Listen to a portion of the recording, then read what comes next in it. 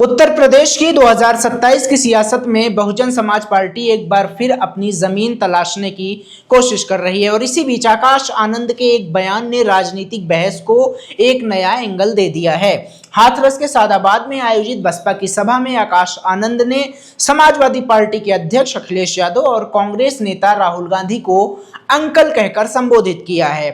उन्होंने अपनी उम्र का हवाला देते हुए कहा कि वह 30 साल के हैं जबकि अखिलेश यादव 50 साल के हैं, इसलिए उन्हें भाई कैसे कह सकते हैं। सवाल सिर्फ इतना नहीं है कि आकाश आनंद ने अखिलेश यादव और राहुल गांधी को अंकल क्यों कहा।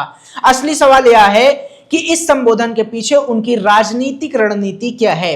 अंकल सिर्फ संबोधन नहीं है, एक राजनीतिक संदेश है। आकाश आनंद का निशाना सिर्फ अखिलेश यादव और राहुल गांधी की उम्र नहीं है, वह इसके जरिए खुद को उत्तर प्रदेश की नई पीढ़ी की राजनीति के चेहरे के तौर पर पेश करने की कोशिश कर रहे हैं। यानी संदेश यह है कि यूपी की राजनीति में अब सिर्फ पुराने स्थापित चेहरों के बीच मुकाबला नहीं होगा, नई पीढ़ी भी अपनी जगह मांगेगी और युवाओं, खासकर पहली बार या युवा उम्र में वोट करने वाले मतदाताओं से सीधे संवाद करेगी। यहां अंकल शब्द एक राजनीतिक फ्रेम तैयार करता है।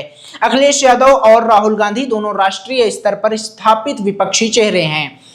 आकाश आनंद अपने आप को उनके मुकाबले एक युवा विकल्प के रूप में खड़ा करते हुए दिखाई दे रहे हैं।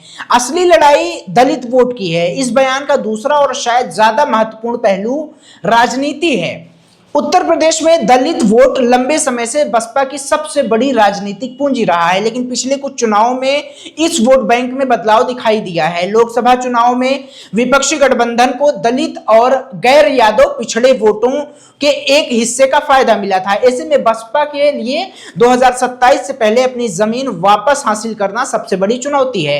आकाश आनंद का हमला इसी संदर्भ में देखा जाना चाहिए। अगर वह राहुल गांधी और अखिलेश यादव दोनों को एक साथ निशाने पर लेते हैं तो इसका मतलब है कि बसपा खुद को विपक्ष की किसी संभावित दूरी में समाहित करने के बजाय अलग राजनीतिक पहचान के साथ खड़ा करना चाहती है। अखिलेश की पीडीए राजनीति के सामने बसपा की चुनौती भी है। अखिलेश यादव ने पिछली विधानसभा और लोकसभा राजनीति में पीडीए यानी पिछड़ा, दलित और अल्पसंख्यक सामाजिक समीकरण को प्रमुख राजनीतिक नैरेटिव बनाया है।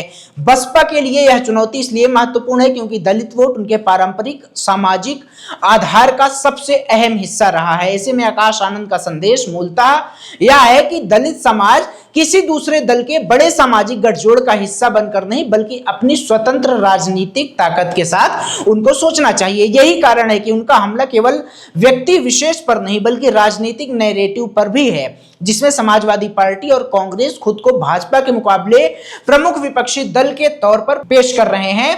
राहुल गांधी को भी निशाना बनाया गया है, लेकिन सवाल है क्यों? राहुल गांधी पर भी हमला करने का अपना राजनीतिक अर्थ अलग है। कांग्रेस पिछले कुछ समय से जातीय जनगणना, सामाजिक न्याय और प्रतिनिधित्व जैसे मुद्दों को जोर शोर से उठा रही है। ये ऐसे मुद्दे हैं जिनका सीधा संबंध दलित, पिछड़े और वंचित वर्गों की राजनीति से है। बसपा के लिए चुनौती यह है कि सामाजिक न्याय की राजनीति का नैरेटिव केवल उसके पारंपरिक मंच तक सीमित नहीं रह गया है। कांग्रेस और समाजवादी पार्टी भी उसी सामाजिक को संबोधित कर रही है। इसलिए आकाश आनंद का राहुल गांधी पर हमला कांग्रेस के बढ़ते सामाजिक न्याय नैरेटिव के खिलाफ भी एक राजनीतिक जवाब है। बात हम करते हैं जेनजी बनाम पुरानी राजनीतिक शैली की। आकाश आनंद के अंकल वाले बयान को उनकी जेनजी की राजनीति से जोड़कर भी देखा जा रहा है। हाल की राजनीति रिपोर्टिंग में उनके इस अंदाज को नई पीढ़ी के मतदाताओं तक पहुंच बनाने की कोशिश के तौर पर देखा गया है। यहाँ भाषा भी रणनीति का हिस्सा है। परंपरागत राजनीतिक भाषणों में जहां माननीय, आदरणीय और लंबे राजनीतिक आरोप प्रत्यारोप होते हैं, वहीं आकाश आनंद अपेक्षाकृत अनौपचारिक और युवा शैली का इस्तेमाल कर रहे हैं।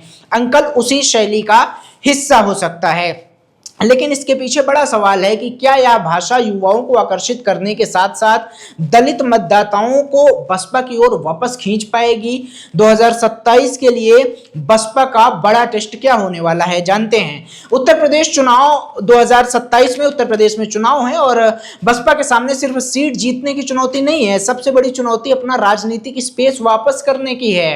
भाजपा अपना सामाजिक आधार मजबूत करने में लगी है। सपा पीडीए के जरिए अपने पिछड़े, दलित और अल्पसंख्यक समीकरण को मजबूत करने की कोशिश कर रही है। कांग्रेस सामाजिक न्याय के मुद्दों को आगे बढ़ा रही है। ऐसे में बसपा के सामने बड़ा सवाल है कि वह अपने पारंपरिक दलित आधार को फिर से अपने साथ कैसे जोड़े। आकाश आनंद का अंकल वाला बयान इसी बड़े राजनीतिक अभियान का एक छोटा लेकिन प्रतीकात्मक हिस्सा दिखाई देता है। यह कहना जल्दबाजी होगी कि इससे चुनावी समीकरण बदल जाएंगे, लेकिन इतना जरूर है कि बसपा अखिलेश यादव और राहुल गांधी को अपना स्वाभाविक राजनीतिक सहयोगी मानकर चलने के बजाय उनके सामने अपना अलग स्पेस बनाने की कोशिश कर रही है। और शायद आकाश आनंद का सबसे बड़ा संदेश यही है कि उत्तर प्रदेश की राजनीति में नई पीढ़ी का दावा सिर्फ भाजपा और विपक्ष के बीच नहीं बल्कि विपक्ष के भीतर भी है। 2027 में असली मुकाबला सिर्फ भाजपा बनाम विपक्ष नहीं होगा, यह भी देखना होगा कि दलित, पिछड़े और युवा मतदाताओं के बीच विपक्षी राजनीति का नेतृत्व आखिर किसके हाथ में जाता है। आकाश आनंद का अंकल वाला तंज इसी बड़ी लड़ाई की शुरुआत का संकेत माना जा रहा है। ऐसे ही राजनीतिक खबरों के लिए आप हमारे चैनल को सब्सक्राइब कर सकते हैं। और आपका क्या राय है आकाश आनंद के अंकल वाले बयान पर, अपनी राय कमेंट बॉक्स में कमेंट करके जरूर बताइएगा। मेरा नाम वैभव त्रिपाठी है, आप हमारा यूट्यूब चैनल सियासी पंचायत देख रहे हैं। मिलेंगे अगले वीडियो में। धन्यवाद, नमस्कार।